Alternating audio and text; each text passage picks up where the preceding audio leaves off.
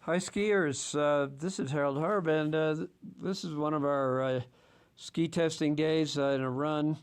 And so I'll just give you a little idea of what we do when we ski test. And we're looking for how the ski performs in a lot of situations. In this case, I'm starting out with a shorter type turn, more of a round slalom type turn.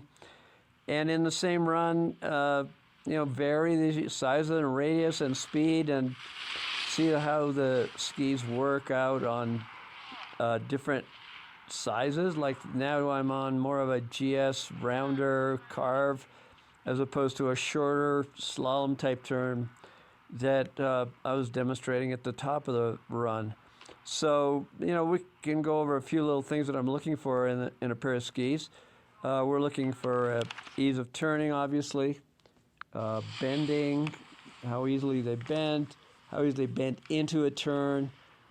Do we have to do anything special to a skis to get them to work properly in a carve?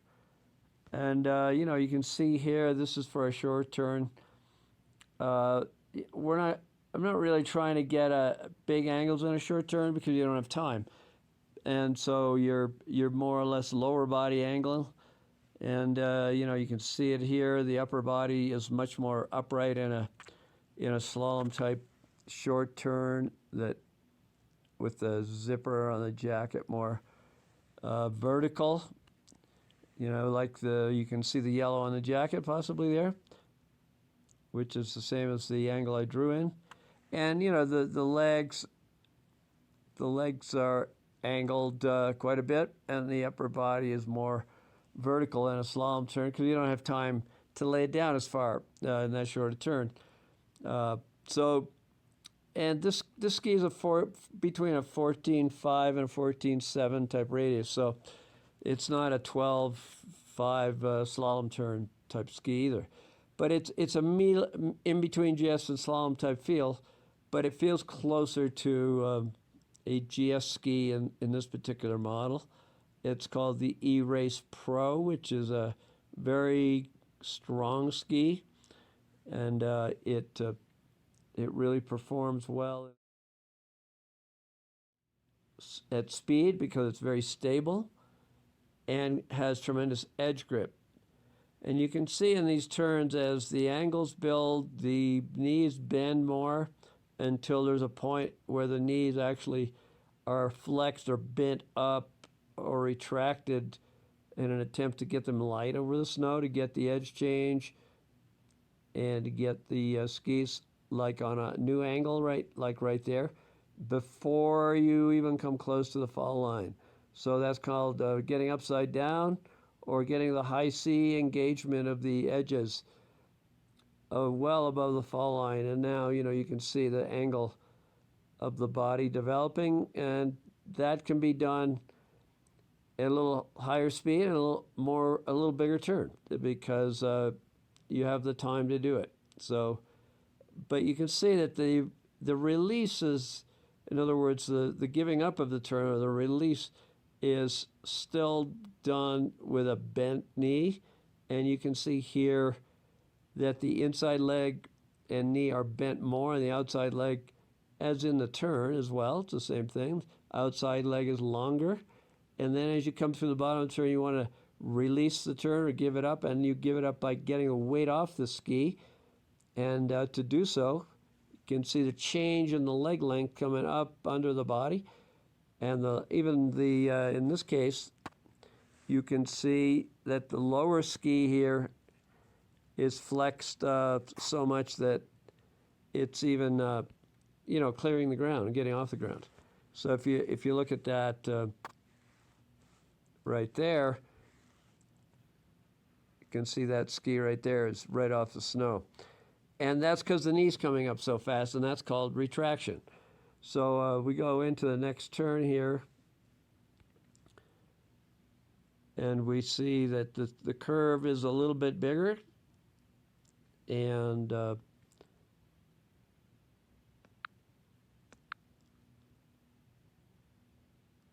the angles now have more time to develop. And there's another release with the flexed legs. And you can see the upside down part of the turn right there.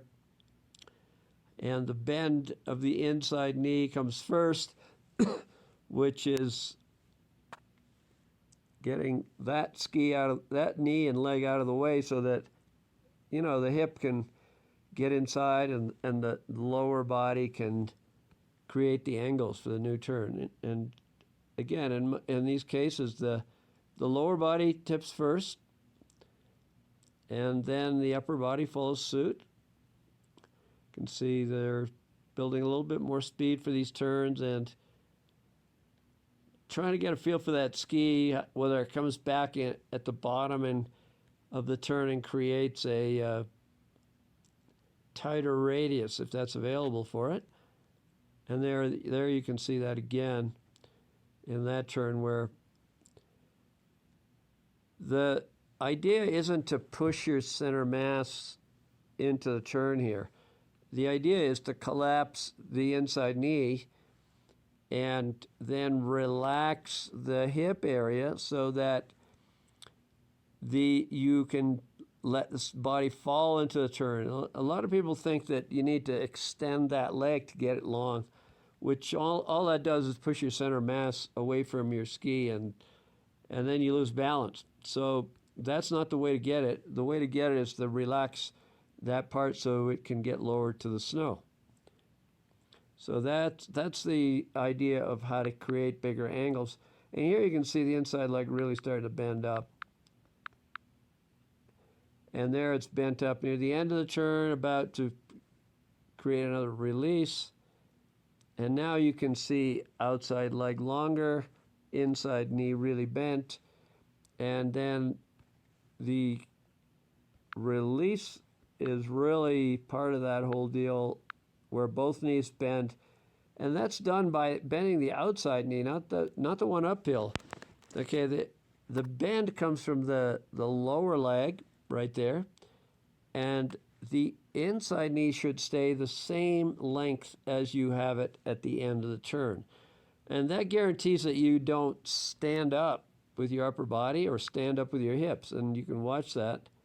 Here the knees stay bent. And now what happens is that the lower knee then matches the bend of the upper knee. And in transition, when the skis are flat like they are right at this moment, both knees, as you can see, are bent the same amount, and both skis are flat to the surface. And that's just before you start tipping your feet and ankles toward the new turn. So the next step is relax the legs so that when you use your ankles and feet to tip, the legs aren't holding you back from getting to the new angles.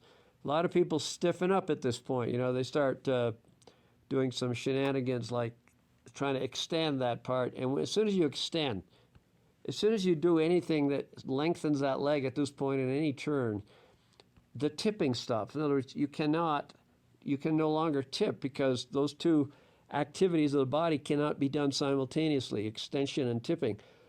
Well, some people say, well, you can still get angles when you extend. Yes, but that's leaning, and that would mean leaning this whole body into the turn. And that's not what we're after, because that's losing your balance. Now, if you have enough speed and you know, you're really, really, really a high-level skier, you can start your turn with leaning and then come back to tipping, but that's a much more difficult and much more higher-level skiing. So here we go. We can see the angles develop quickly there, even though it's a bigger turn. Those angles are created before the fall line or right at the fall line, or apex as some people want to call it. And you can see that that inside leg is so tucked under there that you can hardly see it. So watching that turn, coming out of the turn, again you see a long outside leg, inside leg short, longer outside leg, and that will equalize as soon as the bending or the relaxation of that outside leg and the retraction, if you're really in a hurry to get into the next turn and make it shorter, both knees the same amount of bend, right there and right there. And then the tipping always begins with this side. with the inside half of your body, and that's the focus. And then this ski is a little lighter, so you don't catch an edge for a lot of people. And now we're on the new edges, and we're upside down to the slope. And the one thing you'll notice is the skis never go up the hill at the back. That's not carving when you do that. That's skidding, pivoting, or steering the skis. And in these turns, there's none of that movement. You can see from the previous angles to the new angles, the skis never get pushed up the hill, and there's no spray up the hill. People who push the skis up the hill, you'll see some spray there.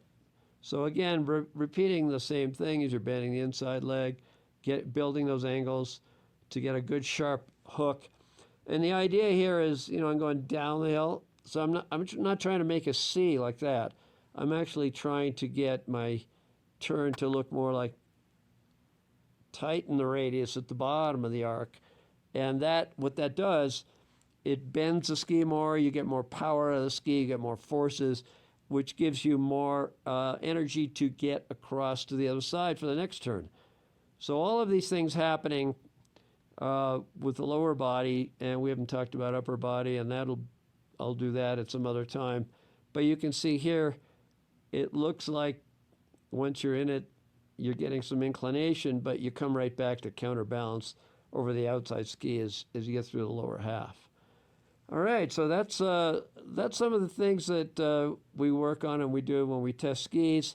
It gives us an overall picture of what the ski's capabilities are, and that's really what we're after. And not only capabilities, but what kind of skier can ski on this kind of ski?